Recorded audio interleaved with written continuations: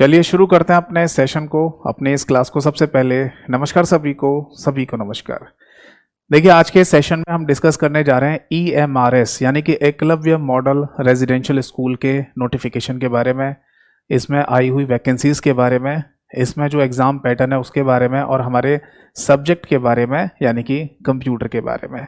तो बहुत सारे लोगों ने ये बोला कि सर नोटिफिकेशन आउट हो गया है, एक पर्टिकुलर सिलेबस भी बताया गया है कंप्यूटर का या जिसको ICT भी कहा जाता है, तो आप है ना एक बार इस सिलेबस को डिस्कस कर लीजिए ताकि एक वेल डिफाइन तरीके से हमें पता चल जाए कि एग्जैक्टली एग्ज़ाम में क्या पूछा जाने वाला है। ठीक है ना। तो आज के सेशन में हम सारी बातें डिस्कस करेंगे। एग्ज़ाम के बारे में मैं आपको बताऊंगा, सिलेबस के बारे में आपको बताऊंगा और प्रॉपर अगर आपके पास क्लासेस हैं तो उनको कैसे आपको तैयार करना है और नहीं है तो कैसे आप ले सकते हैं, MCQ प्रैक्टिस आपको कैसे करनी है, इन सब के बारे में मैं आपको बताऊंगा इस सेशन में। ठीक है, तो लास्ट तक जुड़े रहिए और इस सेशन को, इस क्लास को ना शेयर ज़रूर कर दीजिएगा उन लोगों तक जो EMRS की तैयारी कर रहे हैं। तो चलिए शुरू करते हैं। देखिए EMRS का जो Tier 1 एग्ज़ाम है, ठीक है ना, तो इसमें बेसिकली ICT पूछा जा रहा है यानी इंफॉर्मेशन एंड कम्युनिकेशन टेक्नोलॉजी। अब देखो EMRS की जो कई सारी पोस्ट निकली हैं, वैकेंसी आउट हुई है, तो उसमें ना किसी जगह पर लिख दिया है कंप्यूटर ऑपरेशन, है ना, किसी जगह लिख दिया ICT, नॉलेज ऑफ ICT। तो इसका मीनिंग कुछ अलग अलग होता है क्या कि अगर कहीं लिख दिया कंप्यूटर ऑपरेशंस को पढ़ के आइए, कहीं लिख दिया ICT को पढ़ के आइए, तो कुछ अलग है? नहीं, कुछ भी अलग नहीं है। यहाँ जैसे ICT मैंने लिखा हुआ है तो इसको इंफॉर्मेशन एंड कम्युनिकेशन टेक्नोलॉजी ऐसे करके बोल दीजिए, या फिर आप है ना इसको केवल कंप्यूटर भी बोल सकते हैं। ठीक है, बहुत सारे लोग ये बोल रहे हैं कि सर कंप्यूटर की जगह ICT लिखा हुआ है तो कुछ और तो नहीं पूछा जा रहा। नहीं, ऐसा नहीं है। और मैं ये बोलूँगा कि अगर केवल कंप्यूटर ना बोलकर आप कंप्यूटर ऑपरेशन बोलना चाहें तो भी कोई इशू नहीं है, ये भी आप इसको बोल सकते हैं। इन सब का मतलब वही होता है कि आपको फंडामेंटल कंप्यूटर पढ़ के जाना है।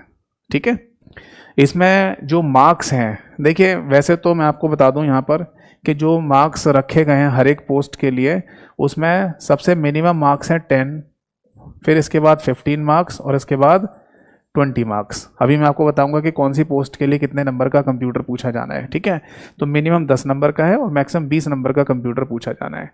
टोटल जो वैकेंसीज आउट हुई हैं वो है 7,267, 7,267 पोस्ट हैं।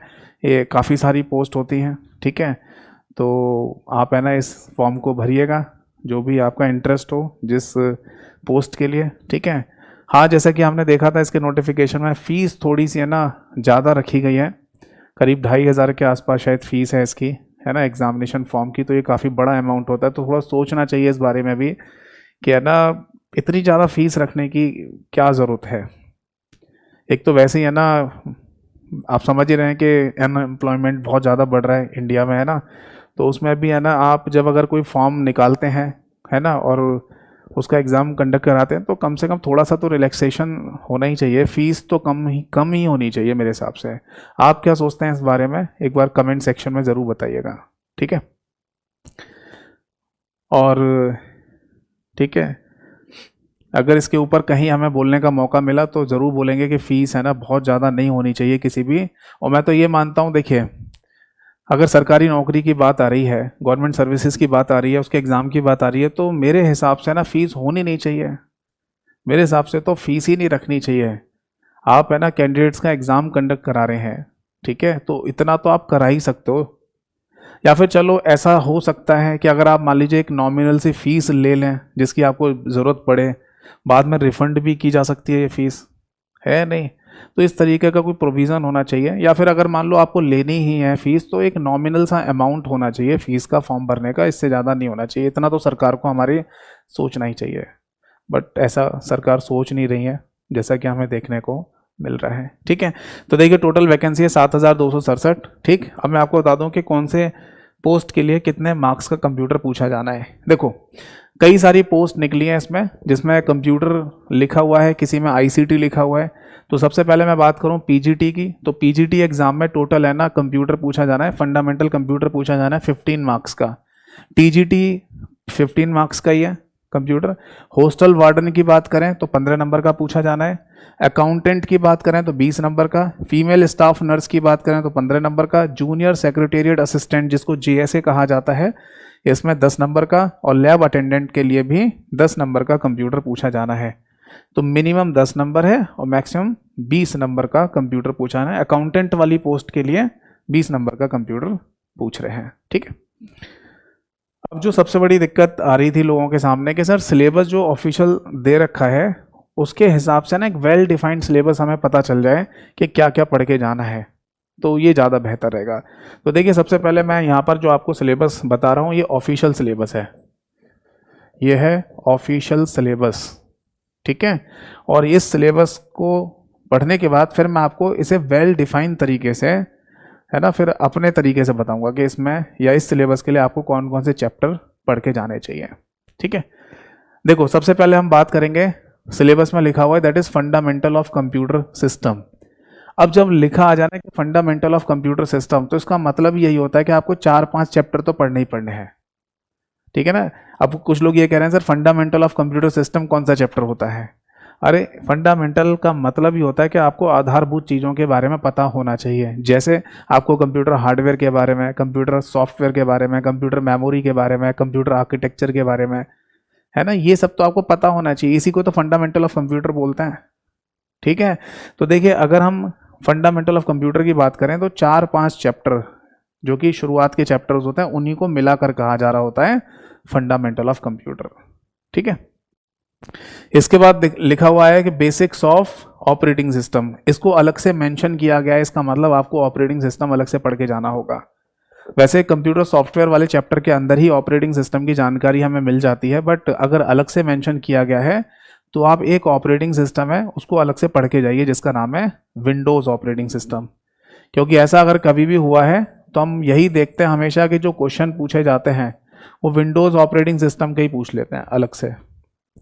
इसके बाद MS ऑफिस लिख दिया है, ठीक है। अब देखो MS ऑफिस जो लिखा गया है इसमें एक्चुअली कई सारी एप्लीकेशंस होती हैं, जैसे MS Word, MS Excel, MS power point.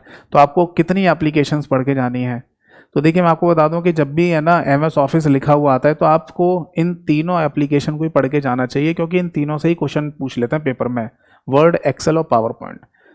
वैसे तो एप्लीकेशन और भी ज़्यादा होती हैं MS ऑफिस के अंदर, जैसे MS Access नाम की भी एप्लीकेशन है, MS वन नोट नाम की भी एप्लीकेशन है, MS वन ड्राइव नाम की भी एप्लीकेशन है। बट अगर हम डॉक्यूमेंटेशन वगैरह की बात करें, दस्तावेज बनाने की बात करें, तो 3 एप्लीकेशन ही कोई आप पढ़ के जाइए, वर्ड, एक्सेल, पावर पॉइंट, ठीक है। तो आप इन तीनों एप्लीकेशन को पढ़ेंगे MS ऑफिस वाले चैप्टर में। वर्ड पढ़ के जाइए, एक्सेल पढ़ के चले जाइए और पावर पॉइंट पढ़ के चले जाइए। इसके बाद ऑफिशियल सिलेबस में लिख कर दिया गया keyboard shortcuts and there uses, यानी कि आपको कीबोर्ड शॉर्टकट कीज पता होनी चाहिए। बट मैं आपको बता दूं कि जो शॉर्टकट की पूछी जाती है ना वो वर्ड, एक्सेल और पावर पॉइंट की पूछी जाती हैं पेपर में। तो आपको इस टॉपिक को अलग से नहीं पढ़ना, आपको वर्ड, एक्सेल, पावर पॉइंट को ही पढ़ना है, जिसके अंदर शॉर्टकट कीज आप पढ़ेंगे ही पढ़ेंगे। तो बस उसी से है ना ये वाला पॉइंट भी क्लियर हो जाएगा। इसके बाद लिखा हुआ है important computer terms and abbreviation. इतनी बड़ी सी लाइन लिखी हुई है, इसका सिंपल सा मीनिंग है दैट इज फुल फॉर्म। आप शॉर्ट फॉर्म फुल फॉर्म को याद करके आइए बस। इसके बाद लिखा हुआ है कंप्यूटर नेटवर्क्स। अब देखो कंप्यूटर नेटवर्क्स का मतलब है सिंपल सा नेटवर्किंग वाले चैप्टर को आप पढ़ के जाइए, नेटवर्क्स की जानकारी लेके जाइए, टोपोलॉजी की जानकारी लीजिए, प्रोटोकॉल्स की जानकारी लीजिए, है ना। तो ये सब चीज़ें आपको पढ़ के जानी है। इसके साथ साथ लास्ट में लिखा हुआ है साइबर सिक्योरिटी। अब देखो साइबर सिक्योरिटी लिखा हो, कंप्यूटर सिक्योरिटी लिखा हो या केवल सिक्योरिटी लिखा हो, इस तीनों जगह पर आपको एक ही बात पढ़ के जानी है, एक ही चीज़ पढ़ के जानी है, वायरस वॉर्म के बारे में, मालवेयर के बारे में, है ना। तो क्योंकि इस वाले टॉपिक के अंदर malware, virus, worm, trojan horse, इन सब के बारे में एग्जाम में पूछा जाता है। Phishing, vishing, spoofing, smishing, social engineering, ये सब चीज़ें क्या होती हैं वो सब आ जाती हैं यहाँ पर, ठीक है। और आगे लिखा है एंड इंटरनेट। तो देखो मैं तो हमेशा से ही बोलता हुआ आया हूँ कि आप है ना इंटरनेट पढ़ के जा रहे हो तो नेटवर्किंग ज़रूर पढ़ के जाइए, और नेटवर्किंग पढ़ रहे हैं तो इंटरनेट पढ़िए। तो इसका एक पूरा कॉम्बिनेशन है दोनों चैप्टर्स का कि आप पहले इंटरनेट पढ़ो फिर इसके बाद नेटवर्किंग पढ़ो, ठीक है। अगर नेटवर्क या नेटवर्किंग कहीं लिखा भी ना हो तो भी पढ़ के जाना चाहिए, अगर इंटरनेट सिलेबस में दे रखा हो तो। खैर यहाँ पर दोनों ही चीज़ें दे रखी हैं, इंटरनेट भी लिखा हुआ है और नेटवर्क्स भी लिखा हुआ है। तो आपको इंटरनेट और नेटवर्किंग दोनों चैप्टर को पढ़ के जाना है। ठीक है, तो ये है हमारा ऑफिशियल सिलेबस। अब मैं दिखाता हूँ अपना सिलेबस इसके हिसाब से।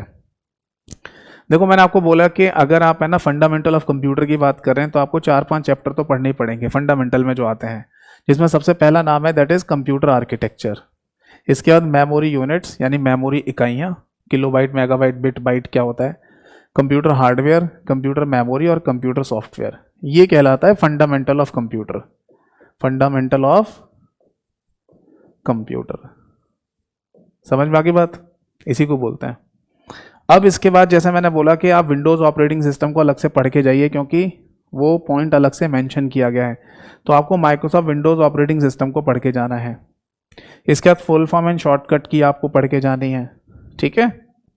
और इसके अलावा आपको एमएस ऑफिस में Word, Excel, PowerPoint, internet, networking और कंप्यूटर सिक्योरिटी, ये सब पढ़ के जाना है। ये है वेल ऑर्गेनाइज सिलेबस। तो देखिए हम है ना अगर एज अ चैप्टर बोलें ये कितने चैप्टर पढ़ के जाने हैं, तो computer architecture, memory units, computer hardware, computer memory, computer software, Windows operating system, full form shortcut keys, इसके अलावा एमएस ऑफिस, इंटरनेट, नेटवर्किंग और कंप्यूटर सिक्योरिटी। तो टोटल मिला के आपको जो क्लासेस मैं प्रोवाइड कराता हूँ बैच वगैरह के थ्रू, उसमें 11 चैप्टर आपको पढ़ के जाने हैं। अभी अच्छा खासा समय है आपके पास, तो आप समय से ही तैयारी करना शुरू कर दीजिए, क्योंकि देखिए किसी भी एग्ज़ाम में है ना अगर 10 नंबर का भी कंप्यूटर पूछा जाना है, ध्यान से देखिए, अगर किसी भी एग्ज़ाम में किसी भी पोस्ट के लिए 10 नंबर का कंप्यूटर पूछा जाना है तो भी ये बहुत बड़ा वेटेज होता है, क्योंकि है ना कुछ लोग फॉर्म जो भरते हैं वो कंप्यूटर बैकग्राउंड से भी होते हैं या फिर एक अच्छे खासे समय से कंप्यूटर को पढ़ के जा रहे होते हैं, ठीक है ना। तो ऑब्वियस है कि उनके मार्क्स फिर ज़्यादा आ जाएंगे आपसे, ठीक। अगर आप सोचेंगे कि हम लास्ट टाइम में थोड़ी बहुत तैयारी कर लेंगे, तो जो लोग कंप्यूटर बैकग्राउंड से हैं उन्होंने फॉर्म भरा हुआ है, और दूसरा कि अगर मान लीजिए वो एक अच्छे खासे समय से तैयारी कर रहे थे तो उनके मार्क्स आपसे ज़्यादा आ सकते हैं। तो इसलिए आपके पास अच्छा खासा समय है, तो आप अच्छे से तैयारी करना शुरू कर दीजिए। थ्योरेटिकल क्लासेस तो आपको देखने ही है, इसके साथ साथ एमसीक्यू प्रैक्टिस भी आपको करनी है, ये भी ध्यान रखिए, तभी पता चलता है कि क्वेश्चन किस तरीके से किस भाषा में कैसे पूछा जाता है। तो 10 नंबर का वेटेज भी बहुत होता है, जबकि आपकी इन पोस्ट में देखो 15 मार्क्स का भी कंप्यूटर पूछा जाना है, 20 मार्क्स का भी पूछा जाना है, और इनमें तो 15 का ही है। ये तो बहुत बड़ा वेटेज हो गया। पूरे पेपर में 15 नंबर का, 20 नंबर का कंप्यूटर बहुत बड़ा वेटेज रखता है।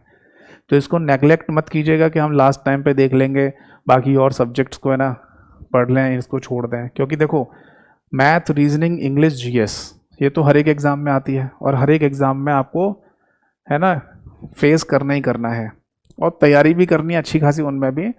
बट अगर कंप्यूटर जैसे मैंने बोला कि 10 नंबर या इससे ऊपर का आ रहा है तो इसको इक्वल वेटेज देना है, क्योंकि कई बार है ना कंप्यूटर की जो क्वेश्चंस की लैंग्वेज है वही समझ में नहीं आती लोगों को।